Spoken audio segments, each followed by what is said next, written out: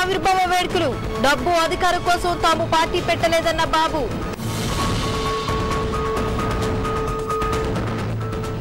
BJP టీడీపీతో పొత్తుకు సిద్ధమంటున్న లోక్సత్తా మోడీ సుస్థిర పాలన అందిస్తారని జేపీ ధీమా.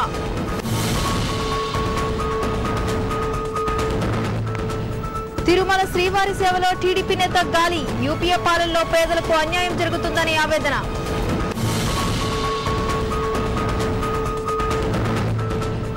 గచ్చిబౌలిలో ఏకో ఫ్రెండ్లీ సైకిల్ రైడ్ షో ఉత్సాహంగా పాల్గొన్న నగరవాసులు.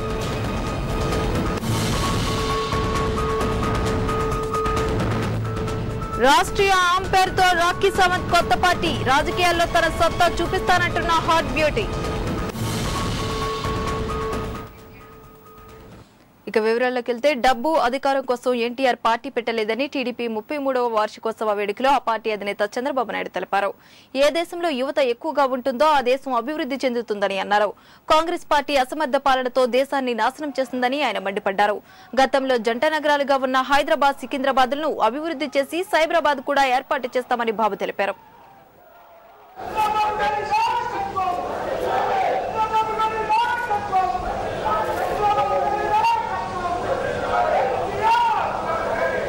ఈరోజు తెలుగుదేశం పార్టీ ఆవిర్భావ దినోత్సవం.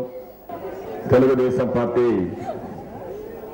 32 సంవత్సరాలు పూర్తి చేసుకుని 33వ సంవత్సరాలకు అడుగుడుతున్నాం. ఇది 33వ ఆవిర్భావ దినోత్సవం. ఒకసారి చరిత్ర కూడా మనందరం ఆలోచించుకోవాల్సిన అవసరం ఉంది. ఆ రోజు ఎన్టీ రామారావు గారు అధికారం కోసం తెలుగుదేశం పార్టీని పెట్టలేదు.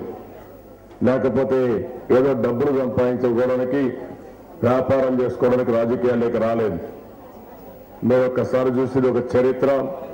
ఆ చరిత్ర సృష్టించిన యుగ పురుషుడు ఎన్టీఆర్ అని చెప్పి కూడా నేను మీకు తెలియజేస్తున్నాను. పరిపాలనలో ఒక విప్లవాత్మక మార్పులు తీసుకోవడానికి బీజం పడిన రోజు అది. అవినీతి అసమర్థ కాంగ్రెస్ పార్టీని పాతరేయడానికి పునాది పడిన రోజు. అట్టడుగు ప్రజల ఆకలి మంటలు తీర్చడానికి భారతీయ జనతా పార్టీ ప్రధాన అభ్యర్థి నరేంద్ర మోడీ సుస్థిర పాలన అందిస్తారని ఆశిస్తున్నామని లోక్సత్తా అధినేత జయప్రకాష్ నారాయణ అన్నారు. అందుకే బీజేపీ టీడీపీతో పొత్తు పెట్టుకోవాలని అనుకుంటున్నామని జేపీ వెల్లడించారు. పొత్తులపై జాప్యం చేయడం సరికాదని అన్నారు. పార్టీలు రుణమాఫీ చేస్తామని వాగ్దానం చేయడంపై ఆర్బీఐకి లేఖ రాస్తామని, రుణమాఫీ వల్ల రైతులు నష్టపోతారని అన్నారు.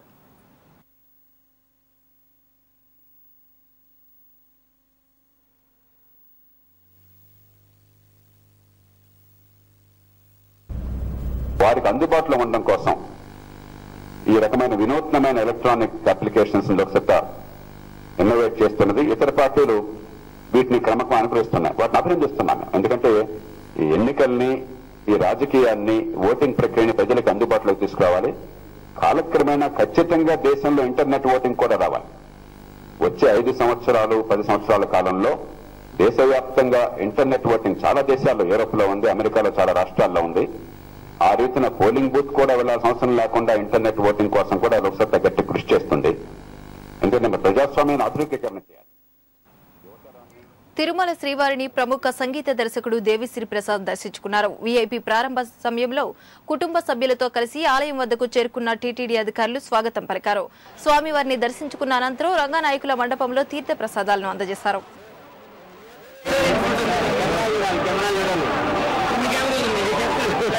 ఈరోజంటే మా మదర్కి పెద్ద కోరిక ఆమెకి ఇది చాలాసార్లు వచ్చాం అనుకోండి. ఈసారి వచ్చి ఒక నైట్ అంతా స్టే చేసి ఒక మంచి కాటేజ్లో ఉండి తిరుపతి అంతా ఇది ప్రశాంత ఆస్వాదించి. నరేంద్ర మోడీ ప్రభావం ఎంత మాత్రం ఉండబోదు అంటున్నారు కేంద్ర మంత్రి బలరాం నాయక్. రాహుల్ గాంధీ నేతృత్వంలో కేంద్రంలో యూపీఏ ప్రభుత్వం తిరిగి అధికారంలోకి రావడం ఖాయమన్నారు. గత 10 ఏళ్ల పాలనలో యూపీఏ ప్రభుత్వం చేపట్టిన అభివృద్ధి కార్యక్రమాలే దీనికి ఈసారి ఎన్నికల్లో కాంగ్రెస్ విజయానికి దోహదపడుతుందన్నారు.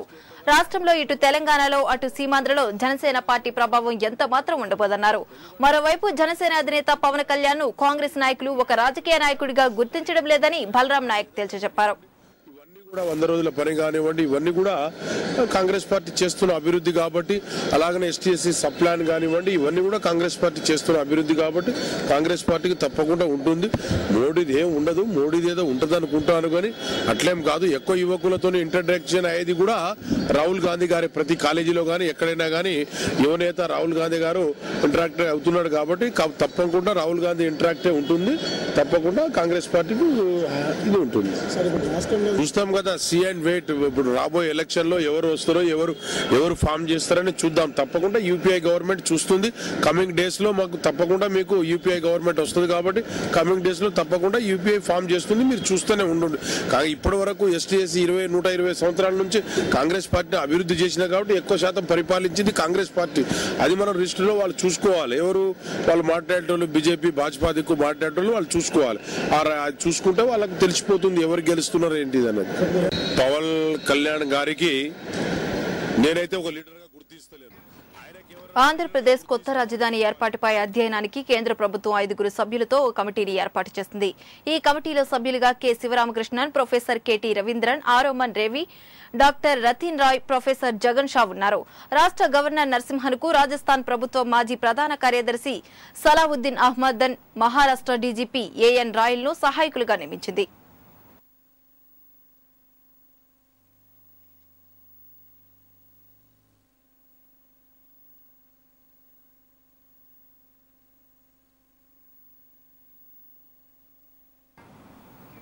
తిరుపతిలోని కోదండరాముని వార్షిక బ్రహ్మోత్సవాలు కన్నుల పండువగా కొనసాగుతున్నాయి. బ్రహ్మోత్సవాల్లో భాగంగా ఈ రోజు సీతారామచంద్ర స్వామి వారికి చిన్నశేష వాహన సేవ జరిగింది. విశేష పుష్పాలంకరణతో చిన్నశేష వాహనంలో ఆసీనుడైన కోదండరాముడు రామాలయ మాడవీధుల్లో విహరించారు. ఆదిశేషునిపై విహరిస్తున్న స్వామివారిని తిలకించి పులకరించిపోయిన భక్తుల రామనామస్మరణలతో మాడవీధులు మారుమోగాయి. వాహన సేవకు ముందు కోలాటాలు, భజనలు వీవుకులను ఆకట్టుకున్నాయి. రాత్రి స్వామివారికి హంసవాహన సేవ జరగనుంది.